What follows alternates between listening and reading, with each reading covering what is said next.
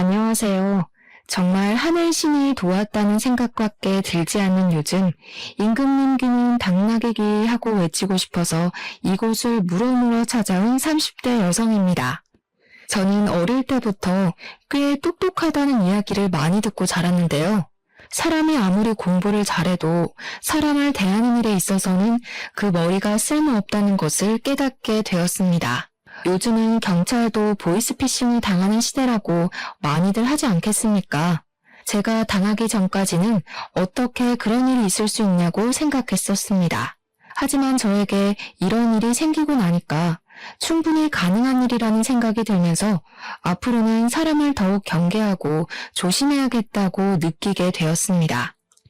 시작 전에 미리 말씀을 드리자면 당연히 제가 사기를 당한 일은 아니고요. 정말 그럴 뻔했던 이야기를 풀어보려고 합니다. 제 주위에 현명한 분들이 없었더라면 글쎄요, 제가 지금쯤 어떤 소가를 하면서 살고 있을지 감이 전혀 오지 않습니다.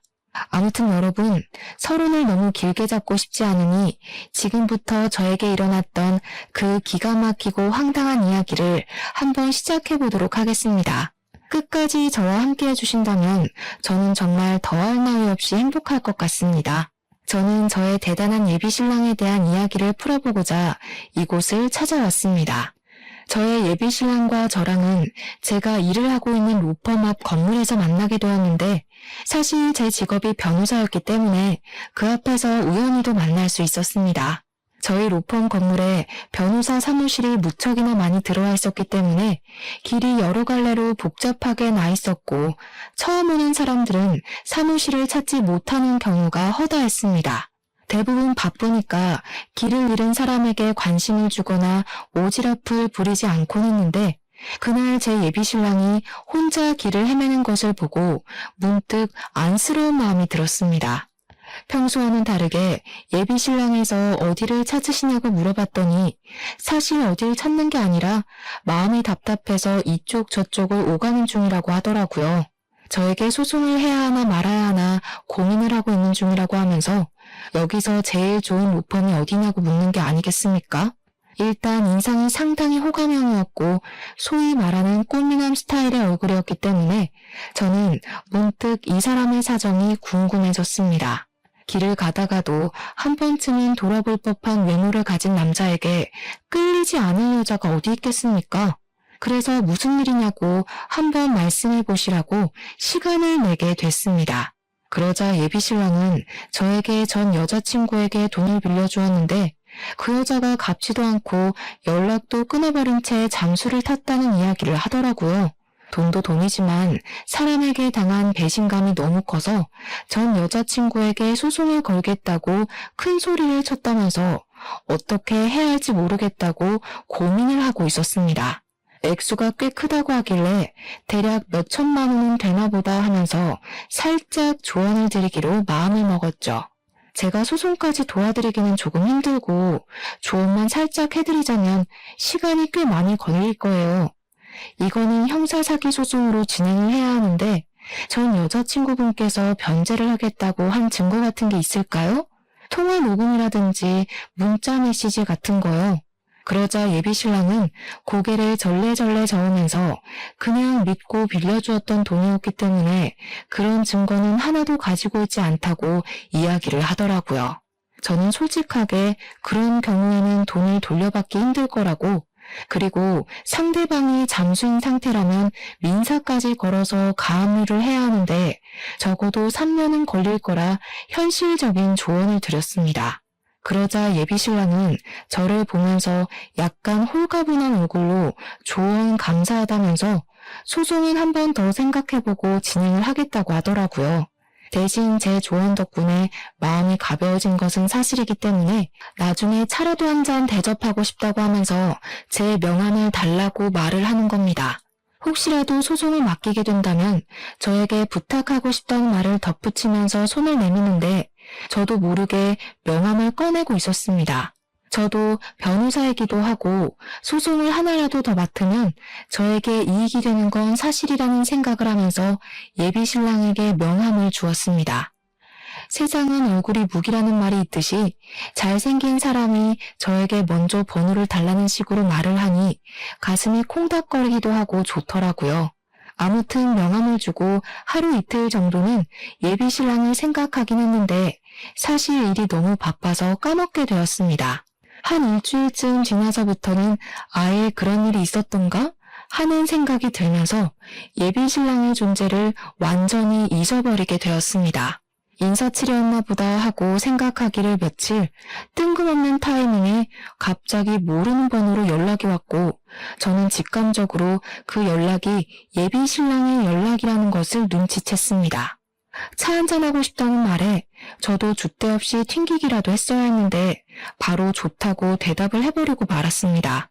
아무튼 이런저런 거 다 각설하고 만나서 대화를 하게 되었는데 제 덕분에 귀찮은 일을 덜게 되었다면서 수임료를 줄 순 없지만 차를 한 잔 대접하고 싶었다고 하더라고요.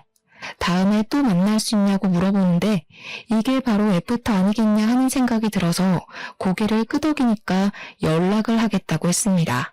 그 뒤로는 다들 예상하시다시피 매일같이 연락이 오게 됐고 저는 예비 신랑의 연락을 기다리게 되었습니다. 당연히 연락을 하는 횟수가 늘어나는 만큼 데이트도 하게 되었고 정이 붙게 되었습니다. 제가 변호사다 보니 일이 들쑥날쑥하고 바쁘기도 엄청 바쁜데 이 사람은 제가 하는 일을 전부 기다려주는 그런 남자였습니다. 저도 모르게 배려를 받고 있다는 생각이 들다 보니 점점 깊게 빠지게 되었고 저는 이 남자와 함께하는 평생을 꿈꾸게 되었습니다. 그런 생각이 들던 어느 날 저희는 결혼을 약속하게 되었고 드디어 꿈에 그리던 결혼 준비를 하기로 했습니다. 저에게 딱 하나 마음에 걸리던 일이 있었는데 그것은 바로 제가 대학을 졸업하던 시기에 저희 부모님께서 사고로 돌아가셨던 일이었습니다. 정말 예상치도 못했던 사고로 한날 한시에 부모님을 모두 잃어버렸던 저는 학교 수업을 들을 수 없을 정도로 큰 충격에 빠졌었습니다. 그래서 저는 변호사 시험조차 제대로 준비를 하지 못했었고 방황을 오랜 시간 하다가 겨우겨우 변호사가 된 케이스였습니다. 친구들에 비해서 확실히 연차가 조금 늦은 편이라 굵직한 사건은 아예 맞지를 못하고 거의 신입사원의 느낌이라고 보시면 이해하기 쉬울 것 같습니다.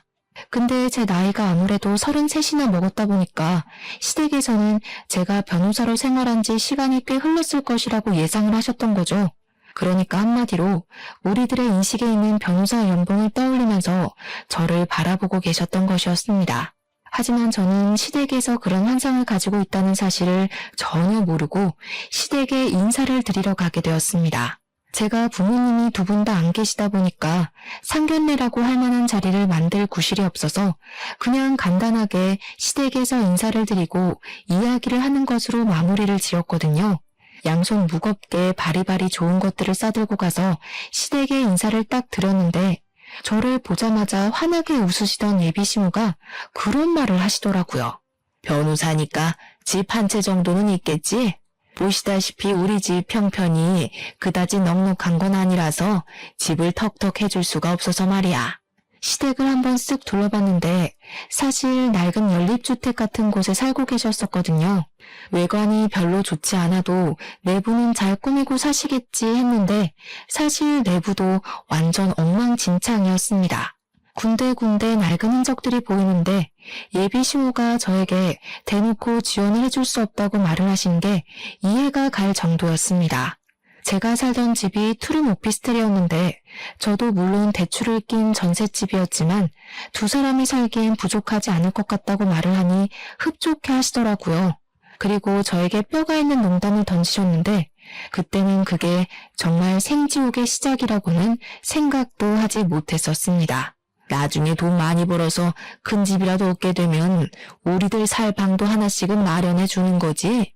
언제까지 이런 낡은 집에서 살아야 할지 감도 안 온다.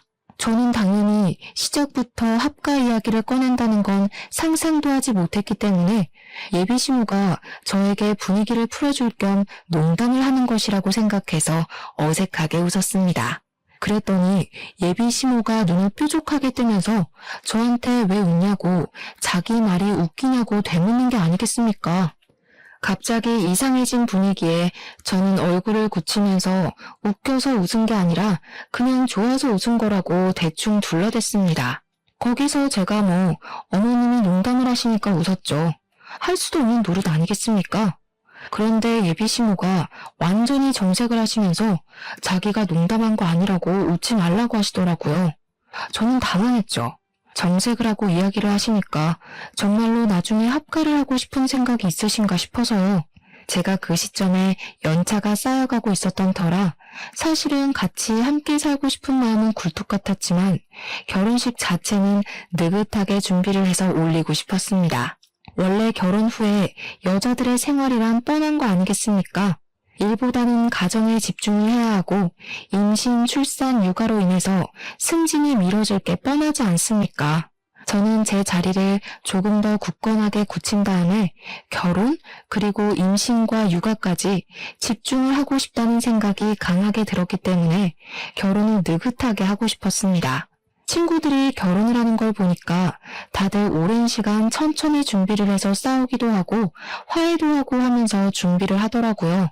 또한 저는 부모님이 계시지 않았으니까 더 좋은 모습으로 당당하게 준비를 해서 하고 싶다는 생각이 굴뚝 같았습니다.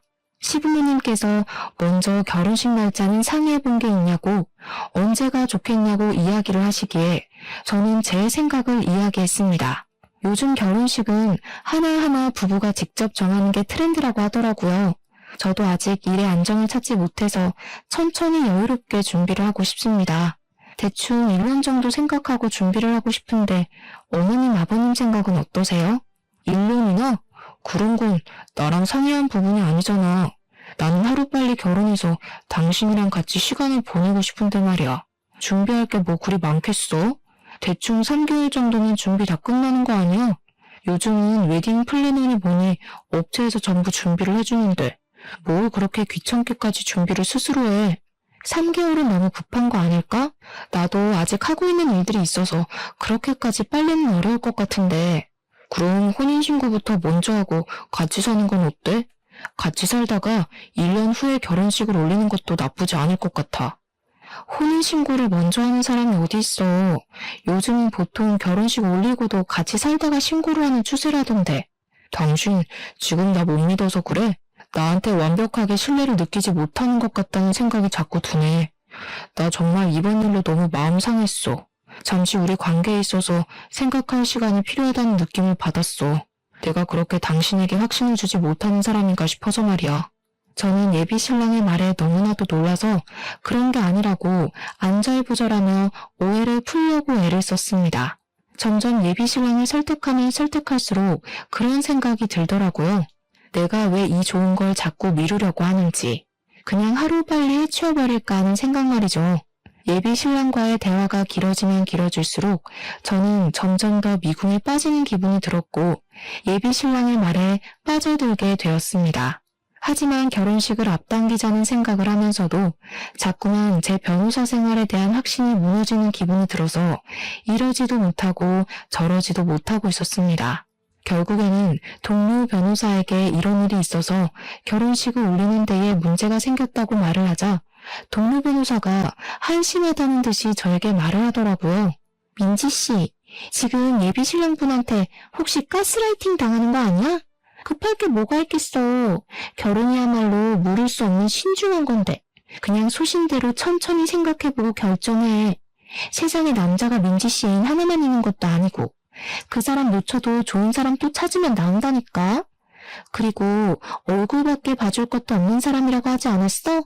나는 아무리 생각해도 민지 씨가 아깝다는 말이야. 정말 친하게 지내는 동기인데 그런 식으로 말을 하면서 제 의견에 힘을 실어주니까 제 팔랑귀가 다시 한번 움직이더라고요. 결국 저는 결심을 굳히고 예비 신랑에게 말을 했습니다. 화가 나고 신뢰를 운운해도 한 번뿐인 결혼식 잘 준비하고 싶고 신중하게 결정하고 싶다고 말입니다. 예비 신랑은 제가 똥꼬집을 부리자 한 발 물러서서 알겠다고, 그러면 미리 약혼이라도 올리자고 하길래 시댁 식구들을 불러놓고 조촐하게 밥을 먹으면서 약혼식을 올렸습니다.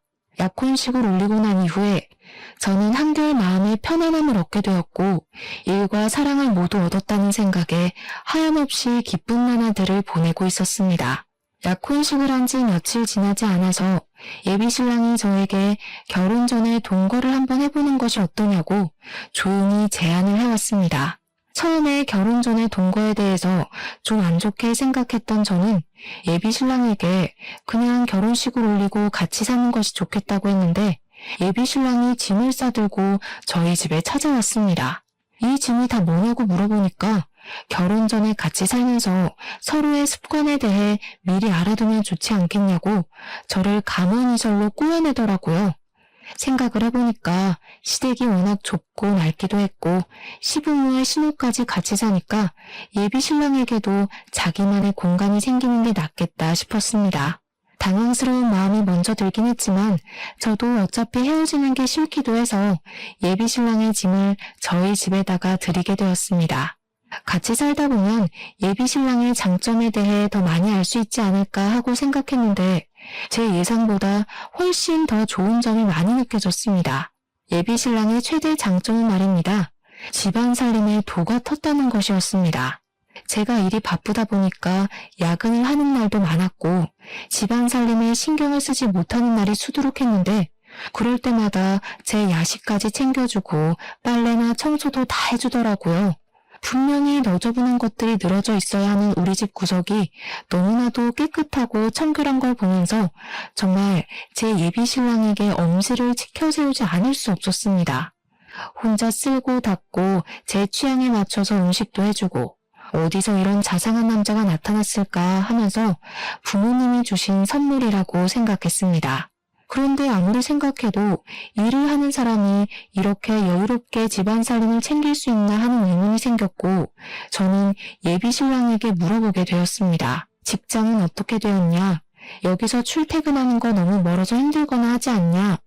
일하느라 힘들 텐데 집안 살림까지 신경을 쓰냐고요. 그랬더니 예비신랑 입에서 터져나온 말은 저를 충격에 빠뜨렸습니다. 너 일 그만뒀어. 그게 무슨 소리야? 우리가 결혼을 하기로 약속까지 한 상태에서 갑자기 일을 그만두면 어떡해. 잘 다니던 회사를 이렇게 뜬금없이. 잘 다니긴 무슨. 그냥 어쩔 수 없이 버티면서 다닌 거지. 이제 결혼도 할 거니까 나도 돈을 더 많이 벌어야 하지 않겠어? 그래서 일단 이직 준비를 하려고 해. 돈 더 주는 곳으로 내 능력을 인정받아서 들어간다면 우리 두 사람에게 잘된 일 아니야? 저는 예비신랑이 일단 계획이 다 있는 것 같다는 생각이 들어서 일단 하고 싶다는 대로 해주겠다 생각을 했습니다. 집에서 시간을 보내면서 혼자 이력서를 쓰는 것 같기도 하고 이것저것 책도 들여다보는 것 같았는데 한 2주일 지나니까 그런 행동도 하지 않더라고요. 말로만 취업 준비를 한다고 하면서 집에서 살림을 하고 탱자탱자 노는데 벌써부터 가슴이 답답한 기분이 들어 예비신랑을 붙잡고 이야기를 했습니다. 도대체 언제 취업을 할 것이며 제대로 노력은 하고 있는지에 대해서 들어보고 싶다고 말입니다. 내가 안 그래도 생각을 해봤는데 나 취직하지 말까? 나는 아무래도 전업주부로서의 삶이 더 잘 어울리는 것 같아. 그런 말이 어디 있어. 전업주부의 삶도 바쁘고 힘든 건 마찬가지야. 우리 미래를 생각해서 취업을 하는 게 낫지 않겠어? 대답은 알겠다고 잘만 하면서 정작 아무런 준비를 하지 않는 예비신랑을 보며 저는 슬슬 불안한 마음이 들기 시작했습니다. 이런 식으로 가다가는 결혼식을 올린 이후에도 쭉 집에서 놀고 먹는 생활을 할 것처럼 보였기 때문이었습니다. 아무리 제가 변호사라고 해도 잘나가는 로펌에서 굵직한 사건을 맡는 변호사들이나 몇 억대 연봉을 받는 거지 저는 사실 그것까지는 아닌 일반 변호사였으니까요. 같이 동거를 시작한 지 2달이 흘렀을 무렵 예비신랑은 저에게 생활비가 없다고 하면서 반찬도 사놓고 과일도 사놓고 하려면 돈이 필요하다고 했습니다. 당당하게 저에게 두 손을 내밀면서 생활비 명목으로 사용할 카드를 달라고 하는데 기가 막히면서도 저를 위해 쓰는 돈이니까 하는 생각이 들었습니다.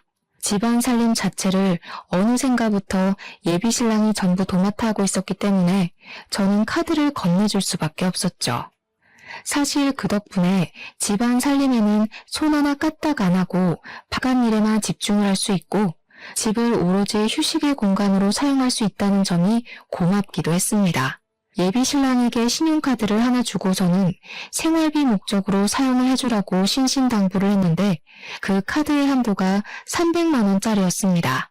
아무 생각 없이 일을 하고 있는데 갑자기 드르륵 하는 진동 소리와 함께 문자 메시지가 쏟아지더라고요.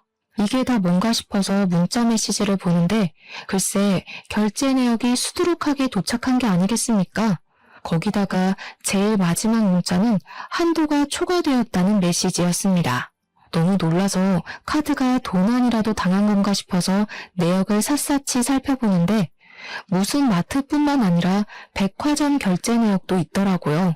거기에 제일 황당했던 것은 휴대폰 게임 결제 내역까지 있는데 정말 알차게 300만 원이라는 돈을 다 쓴 것 아니겠습니까? 이렇게 카드를 사용할 사람은 예비 신랑밖에 없었기 때문에 저는 바로 예비 신랑에게 전화를 걸어서 물어보게 되었습니다. 제가 전화를 걸어서 일일이 사용처를 물어볼 것이라고는 예상을 못했는지 변명 아닌 변명을 하면서 회피를 하려고 하더라고요. 마트에서 장 본 거는 우리가 먹을 음식 재료들이고 백화점은 내가 옷이 없어서 옷 좀 몇 벌 샀어. 근데 사는 김에 나도 아들이니까 우리 부모님께 효도하고 싶어서 당신 카드로 부모님 선물도 좀 샀고 우리 부모님한테 잘 보이면 당신도 좋은 거 아니겠어? 미안하고 내가 꼭 취직해서 이거 다 갚을게. 당신한테도 잘할게. 휴대폰 게임 내역은 뭐야? 그것도 그 카드로 결제됐어? 몰랐어. 미안해. 휴대폰 수익 결제로 계산한 줄 알았는데. 그 변명을 저는 그냥 믿어주기로 했습니다. 어차피 한도에 낮추면 그만인 것이고 예비 신랑이 나중에 취직해서 갚겠다고 했으니까요. 예비 신랑 말대로 시부모에게 선물을 사줘서 점수를 따게 된다면 저에게도 나쁘지 않은 거래라고 생각을 했기 때문에 변명인 걸 알면서도 모른 척 넘어가 준 것이었습니다. 문제는 그 다음 달에도 비슷한 이유를 대면서 한도 300만 원을 꽉 채워 사용을 했고 저도 한 달에 버는 돈이 정해져 있었기 때문에 감당하기가 어렵다고 느껴졌습니다. 그래서 300만 원의 카드값을 매달 매긴 무리라는 생각에 한도를 120만 원으로 줄이게 되었습니다.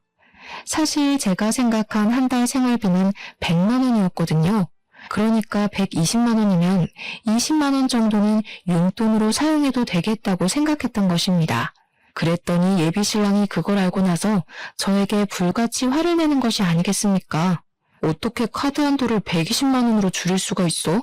당신 돈도 넉넉하게 벌면서 나랑 우리 집에 돈 쓰는 게 그렇게 아까워? 진짜 치사하다 치사해. 내가 꼭 취직해서 갚는다고 이야기를 했는데도 고작 그 돈이 아까워서 120만 원으로 한도를 줄여? 내가 그 카드 줄 때 분명히 생활비로 사용해달라고 했는데 생활비보다는 당신이 사치하는 데 더 많은 돈을 투자하는 것 같아서 줄인 거야. 2달 동안 생활비로 쓴 돈을 보니까 100만 원 정도 되길래 나머지 돈은 커피라도 사 먹으라고 내버려 둔 거고 나는 당신이 이런 걸 하나하나 따질 줄 몰랐어. 정말 화가 난다. 사랑하는 사이에 그런 걸 따지고 싶은 생각이 든단 말이야. 저는 도대체 예비 신랑이 왜 저에게 화를 내면서 따지는지 이해를 할 수 없었습니다. 하지만 너무 삐진 티를 내길래 일단은 풀어주려고 노력을 했습니다. 예비 신랑의 논리는 엉뚱하기도 하고 말이 안 되는 이야기이긴 했지만 너무 사랑했기 때문에 제가 져준다는 느낌으로 말입니다. 그런데 그러면 안 됐습니다. 저를 완전히 호구로 보기 시작했기 때문이었습니다. 같이 동거를 한 이후에 시댁에서는 저에게 변호사 며느리를 뒀으니까 앞으로 살만 나겠다면서 잘 부탁한다고 하시고는 매달 용돈을 100만 원씩 보내달라고 하셨습니다. 저는 그 이야기를 듣고 너무 깜짝 놀라서 저도 모르게 그게 무슨 소리냐고 시부모님을 향해서 소리를 조금 높여 말을 했습니다. 왜냐하면 저도 연차가 많이 쌓이지 않은 변호사였기 때문에 버는 돈이 무척이나 한정적이었고 앞으로의 결혼 생활을 생각하면 100만 원이라는 돈은 너무 큰 돈이었기 때문이었습니다. 매달 100만 원씩 적금이라도 붓는다고 치면 5년이면 6천만 원 아니겠습니까? 저희가 혹시라도 임신이라도 하게 된다면 필요해질지 모르는 돈이잖아요. 저한테 한 달에 100만 원은 너무 부담스러운 금액이라고 생각합니다. 제가 변호사이긴 하지만 연차가 얼마 되지 않아서 무리거든요. 그렇게 월급을 많이 받는 편이 아니기도 하고요. 그래도 앞으로 연차가 쌓이면 점점 더 많이 벌 거 아니니? 생활이 안정되고 나서 임신을 하는 게 좋지 않겠니? 너네는 집도 있고 차도 있고 있을 만한 거 다 있는데 뭐 한다고 효도하는데 돈을 아끼는 건지 잘 모르겠다. 너 부모님도 없는데 우리한테 잘하면 나중에 다 피와 살이 되는 일인 거야. 그러면서 저에게 다음 달부터 무조건 100만 원씩 입금을 하라고 막무가내로 구는 게 아니겠습니까? 그런데 예비 신랑이 저에게 그러는 겁니다. 시부모의 말처럼 저한테 부모님이 살아계신 것도 아닌데 시부모에게 효도를 해야 하지 않겠냐고요. 그 말이 저에게 조금 상처로 찔리기도 했고 일도 그만두고 제 카드로 하루하루를 살아가는 사람이 저에게 할 말은 아니라는 생각이 들었습니다. 분명 처음에는 너무나도 행복한 동거고 결혼 준비였는데 시간이 가면 갈수록 삐걱거리는 느낌을 지울 수가 없었습니다. 거기다가 남편에게는 철이 상당히 없는 예비 신우가 하나 있었는데 그 예비 신우가 쐐기를 박는 말을 하더라고요. 우리 새언니가 변호사씩이나 되는데 나한테 명품 가방 하나만 주면 안 돼? 드라마 같은 거 보면 변호사들 다 명품백 들고 다니던데 언니는 몇 개 있어? 제가 또 아쉽게도 명품 같은 것에 별로 관심이 없어서 가지고 있는 명품 가방이 없었거든요. 다른 변호사들도 저에게 명품 가방 하나쯤은 있어야 한다고 잔소리를 했지만 저는 그 비싼 돈을 주고 그걸 사야 할 이유를 모르겠더라고요. 그래서 예비 신우에게도 그냥 솔직하게 명품 가방 같은 거 없다고 관심 없다고 이야기를 했더니 예비 신우가 어쩌면 여자가 그런데 관심도 없냐며 호들갑을 떨더라고요. 언니 변호사가 그런 비싼 가방을 들고 다녀야 와, 이 사람 능력이 좋구나, 이런 가방도 들고 다니는구나 하고 생각하게 되지 않겠어요? 내가 하나 골라줘야겠네. 나랑 백화점 가서 하나 사자. 사는 김에 내 것도 하나 사주면 너무너무 좋고. 그게 부담되면 우리 둘이 번갈아 가면서 쓰면 되지. 예비 신우의 의도가 너무 투명하게 느껴지는 덕분에 저는 필요 없다고 딱 잘라서 거절을 하게 되었습니다. 사람은 내면이 중요한 거니까요.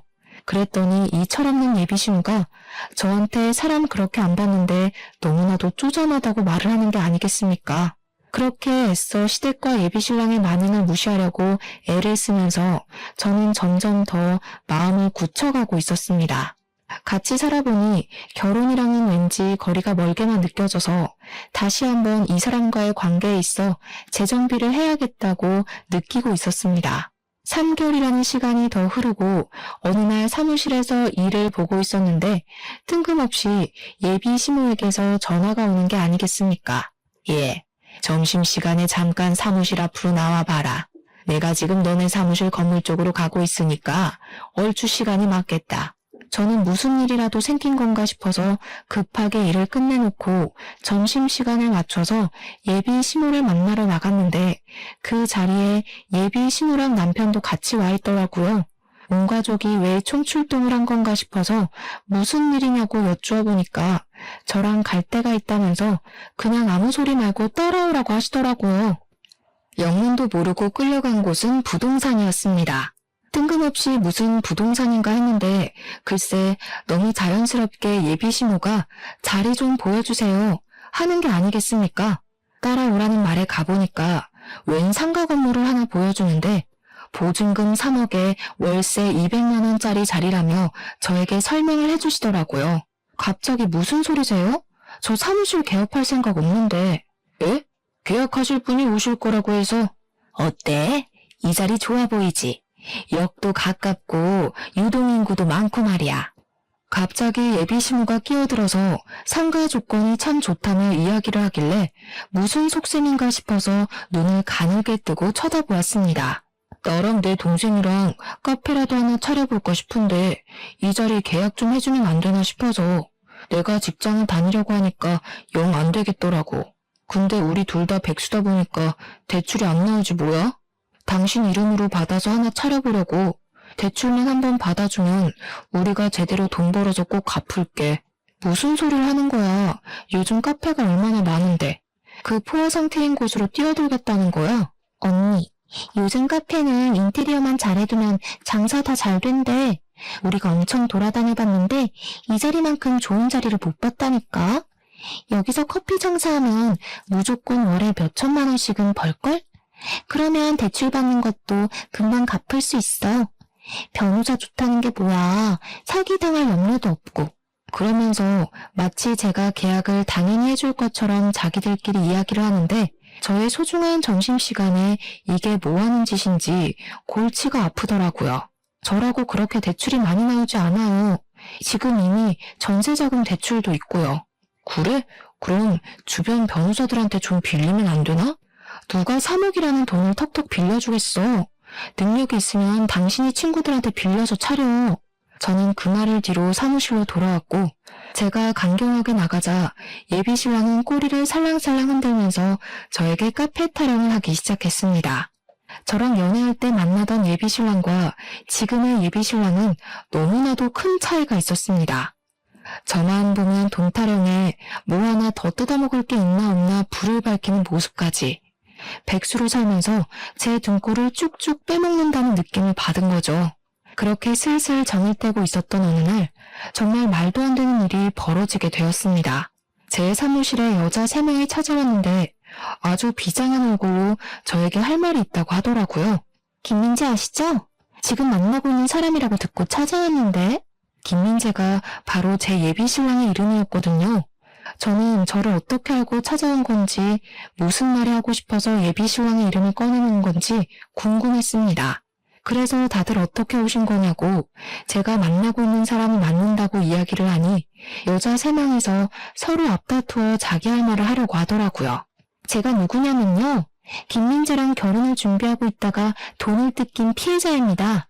제가 그 인간한테 빌려준 돈이 글쎄 2천만 원이에요. 2천만 원. 돈만 뜯겼으면 다행이게요. 저는 김민재 아이까지 가진 사람이에요.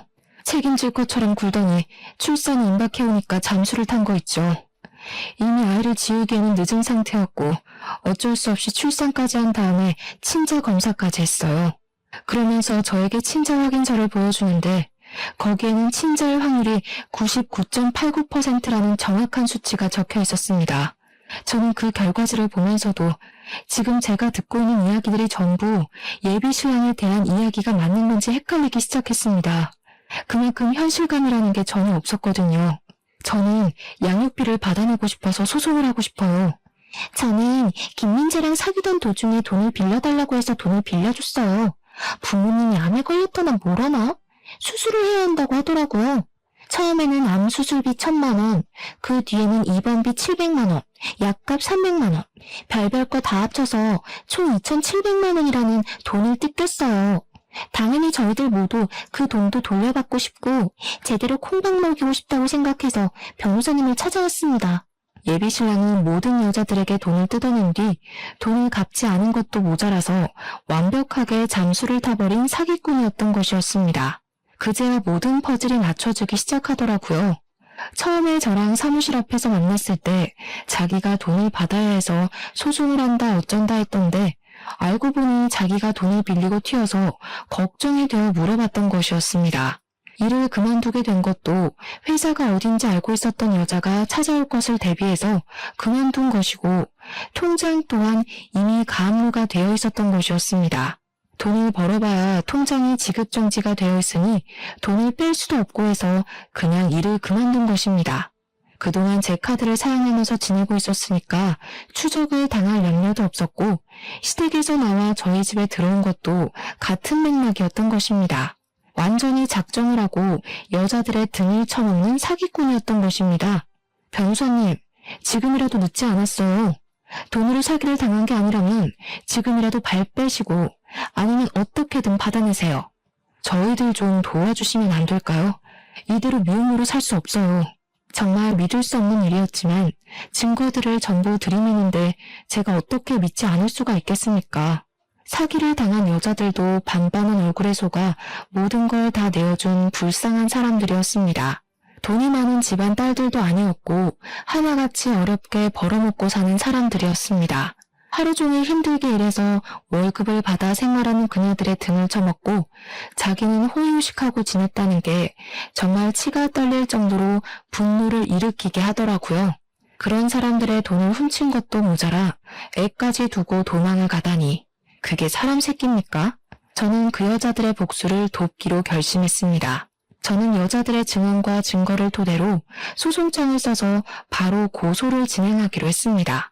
그리고 저희 집에 가서 예비 신랑이 없는 틈을 타 비밀번호부터 바꾸고 모든 짐을 정리해 시댁으로 보내기로 마음을 먹었습니다. 예비 신랑이 시댁에서 카페를 창업할 이야기를 하겠다며 룰루랄라 나간 사이에 여자들을 불러서 모든 일을 일사천리로 진행했습니다. 그 와중에 예비 신랑이 제 카드로 샀던 옷들이나 물건들이 있지 않겠습니까? 그것들은 전부 중고거래를 하는 사이트에 올려버렸습니다.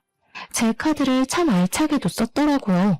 비싼 브랜드의 옷부터 신발까지 전부 다 중고 사이트에 올렸더니 거래를 하겠다는 사람들이 줄을 섰더라고요. 그리고 예비 신랑이 저희 집에 들고 왔던 짐 중에서도 비싸 보이는 노트북이라던가 시계라던가 하는 물건들도 전부 중고거래 사이트에 올렸습니다. 물건들을 팔아서 나오는 돈이 소액일지 몰라도 예비 신랑의 전 여자친구들에게 나눠주려고 한 행동이었습니다. 고소 고발과는 별개로 양육비 청구 소송 또한 진행을 하게 되었는데 친자 확인서가 있어서 어렵지 않게 진행할 수 있었습니다. 강제성을 띠는 소송은 아니지만 이 인간이 정말 사람이라면 자기 아이에 대한 양육비는 지급을 해야 하지 않겠습니까? 한창 카페를 오픈할 생각에 신이 나 있던 시댁 식구들은 소송장을 받자마자 저에게 바로 전화가 걸려왔습니다. 예비 신랑은 집에 찾아왔다가 비밀번호가 바뀌어 있는 것을 보고 저에게 쉬지 않고 연락이 왔으나 저는 이미 집을 나와서 레지던스를 얻어서 잠시 지내고 있었습니다. 집에 있다가는 예비 신랑이 어떤 횡포를 부릴지 모른다는 생각을 하고 있었기 때문이었습니다. 예, 며느리야. 우리 아들이 이상한 일에 휘말린 것 같은데 네가 좀 도와줄 수 있겠니? 명색의 변호사 남편이 될 사람인데 이런 지저분한 일에 걸리면 안 되지 않겠어? 내용이 말이다. 우리 아들이 전에 만나던 여자가 있었는데 이게 다 오해고. 민지씨 짐 오늘 용달차에 싣고 시댁으로 보낼 거예요. 그리고 소장에 찍힌 변호사 이름 못 보셨나 봐요? 오해? 오해는 무슨? 예비 시모는 소송장을 다시 한번 살피다가 피해자 변론인에 제 이름이 적혀있는 것을 보고 저에게 소리를 빽 지르더라고요. 너 지금 이게 뭐 하는 짓이야? 어디 이상한 여자들의 꿰매 넘어가서 이런 일을 벌여. 그 여자들이 우리 아들을 모함하는 거라니까. 모함이요? 증거가 이렇게 명확한데 무슨 모함입니까? 거기 보시면 변제 금액의 피해 보상까지 보이시죠? 깜빡 속았지 뭡니까? 글쎄 애까지 달린 남자였는데 그것도 모르고 반반은 얼굴에 속아서 돈 주고 마음 주고 아주 큰일 날 뻔했어요. 지금이라도 진실을 알려준 그분들께 절을 해도 모자랄 판입니다. 변호사를 건드렸으니 당연히 그만한 죗값을 치러야 하지 않겠습니까? 당연히 법적 공방에서 돈이 없어 변호사를 준비하지 못한 예비 신랑 쪽은 개쪽을 당하게 되었습니다. 판사가 반론을 해보라고 했으나 아무것도 하지 못하고 우물쭈물하다가 변론 기회를 전부 놓쳤고 피해자들이 아닌 저에게 계속 잘못을 빌었습니다. 그런 모습을 본 판사는 예비 신랑이 반성하는 모습이 전혀 없고 죄질이 나쁘며 한 건이 아니라 여러 건의 피해를 입혔다고 징역형을 선고했습니다.